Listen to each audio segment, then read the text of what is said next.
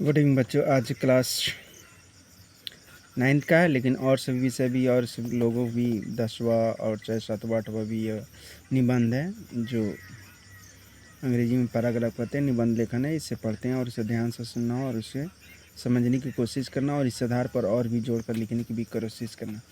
दहेज प्रथा यानी डॉरी एक भारतीय समाज में कुछ ऐसी प्रथाएं जो खोखला किए जा रही है, जैसे छुआछूत, जात पात, दहेज प्रथा आदि। प्रत्येक का कुछ न कुछ उद्देश्य अवश्य होता है। तीन वर्णों से मिलकर बना दहेज शब्द अपने तथा अपने इतना भयानक डरावना बन जाएगा कि कदाचित ऐसा ही इस प्रथा को प्रारंभ करने वालों ने सोचा तक न होगा।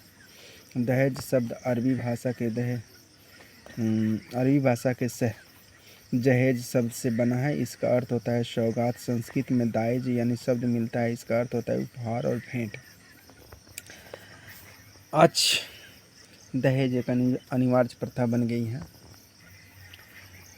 और कन्या पक्ष की समर्था तथा सुरक्षा के स्थान पर तथा वर पक्ष की मांग ले लिया गया। इस प्रथा ने तथा वर्तमान समय एक दानव का रूप ले लिया गया, जो अनगिनत मासूम कन्याओं को तथा अपना ग्रास बना रही है। तथा धन के अभाव में तथा सर्वगुण संपन्न कन्या को पतिगृह में तथा नारकीय जीवन व्यतीत करना पड़ता है, या फिर पर्याप्त दहेज न जुटा पाने की स्थिति में माता पिता सुंदर कमाऊ लड़की को भी स्वनिश्चित वर के साथ बांध देते हैं। बेचारी कन्या खून के घूंट पीकर रह जाती है। एक लेखक ने ऐसे व्यक्ति पर व्यंग करते हुए कहा, देखो तो दहेज ने संसार की बदली दी है सोच। बेटी माँ बाप के लिए बनी हुई है बोझ। कई बार कन्याएं पिता की दयनीय दशा को देखकर स्वयं को कोसने लगती है तथा समाचार पत्रों में प्रतिदिन छपने वाले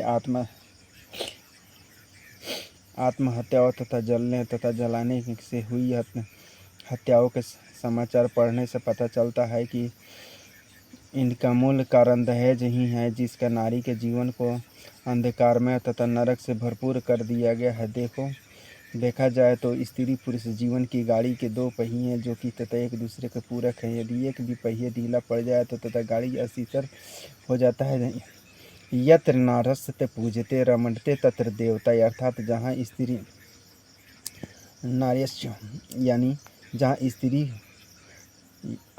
स्त्री की पूजा होती है वहाँ देवता निवास करते हैं। परंतु यह उक्ति आज के समाज में सिर्फ आदर्श बनकर रह गई है। दहेज के अभिशाप से मुक्त प्राप्त करने के लिए कुछ उपायों की ओर से विशेष ध्यान देना होगा। देश के कुछ युवक युवतियों को जागरूकता करना होगा। युवतियों में दहेज विरोधी लहर जागृत करनी होगी तथा उन्हें श्राद्ध का अपने दिलवाने के लिए कविवर प्रसाद की पंक्ति में फिर से दोहराया जाने लगे है कि नारी तुम केवल श्राद्ध हो तथा विश्वास रजत नगपल तल में हो तथा पीयूष स्रोत भी बहा करो तथा जीवन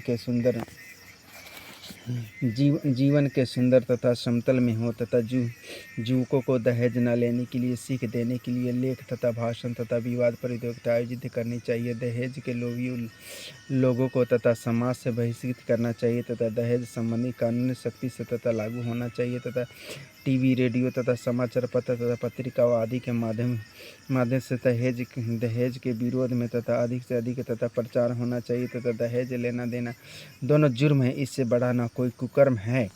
और अतः जब तक लोगों को क्रांति की भावना नहीं आएगी और हमारी सरकार कठोर कदम नहीं उठाएगी, तब तक हमारा समाज आगे नहीं बढ़ पाएगा। साहसी युवतियों को सामने आना होगा तथा तभी इस अभिशाप से मुक्ति मिल सकती है। तो बच्चों, इसे समझने की कोशिश करो और इस पर आधारित और भी कुछ बातों को समाज में जो भी देखता है, जो दहेज की प्रथा पर है, जो भी कुरीतियाँ देखता है, तो उसको अपने शब्दों में और भी व्यक्त कर सकता है और भी उसे लिख सकता है। ठीक है बच्चों, थैंक यू।